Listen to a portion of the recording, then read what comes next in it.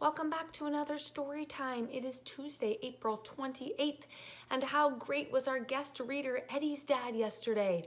I loved listening to someone new read and a new story that I had never read before. So if anybody else out there wants to be a guest reader, just pick up a story and record yourself and send it my way. All right, I am happy to be back today reading one of my favorite stories, and this story is called The Paper Bag Princess. Who has ever heard The Paper Bag Princess before? It's a good one.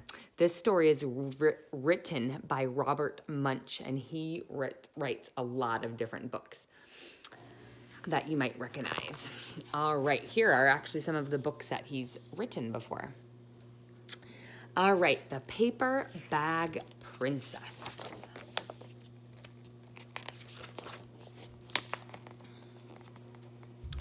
Almost to the beginning. There we go. All right, The Paper Bag Princess. Elizabeth was a beautiful princess. She lived in a castle and had expensive princess clothes. She was going to marry a prince named Ronald. Unfortunately, a dragon smashed her castle, burned all of her clothes with his fiery breath, and carried off Prince Ronald.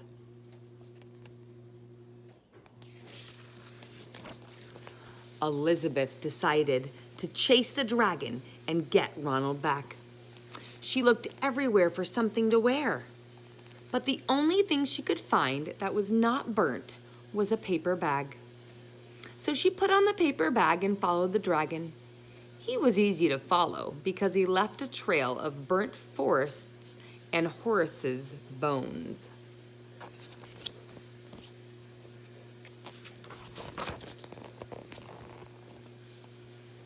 Finally, Elizabeth came to a cave with a large door that had a huge knocker on it. She took hold of the knocker and banged on the door.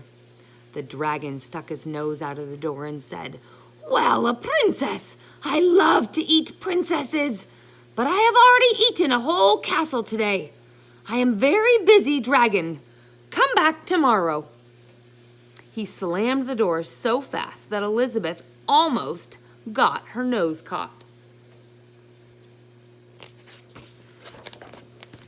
Elizabeth grabbed the knocker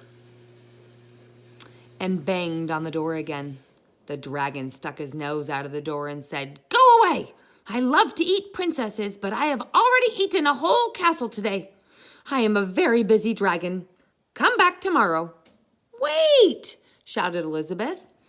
"Is it true that you are the smartest and fiercest dragon in the whole world?" "Well, yes," said the dragon. "Is it true," said Elizabeth, "that you can burn up to 10 forests with your fiery breath?" "Oh, yes," said the dragon, and he took a huge deep breath, and he breathed out so much fire that he burnt up 50 forests. "Fantastic," said Elizabeth. And the dragon took another huge breath and breathed out so much fire that he burnt up 100 forests. "Magnificent," said Elizabeth. And the dragon took another huge breath. But this time, nothing came out. The dragon didn't even have enough fire left to cook a meatball.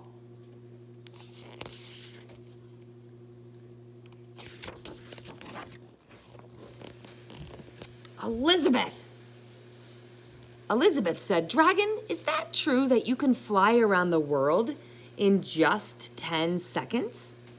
"Why, yes," said the dragon, and he jumped up and flew all the way around the world in just 10 seconds.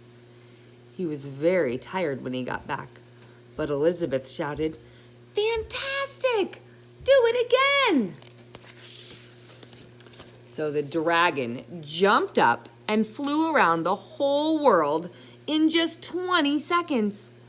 When he got back, he was too tired to talk, and he lay down and he went straight to sleep.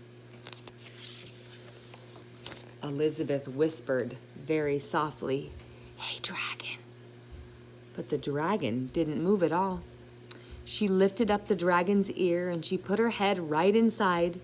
She shouted as loud as she could, "Hey, dragon!" The dragon was so tired, he didn't even move.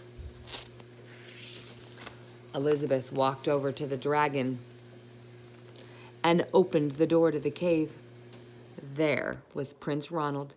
He looked at her and said, "Elizabeth, you are a mess. You smell like ashes, your hair is all tangled, and you are wearing a dirty old paper bag. Come back when you are dressed like a real princess." "Ronald," said Elizabeth, "your clothes are really pretty, and your hat is very neat. You look like a real prince, but you are a bum." They didn't get married after all. The end. So that is the story of the Paper Bag Princess. I hope everybody has a fantastic Tuesday, friends. I will see you tomorrow for story time.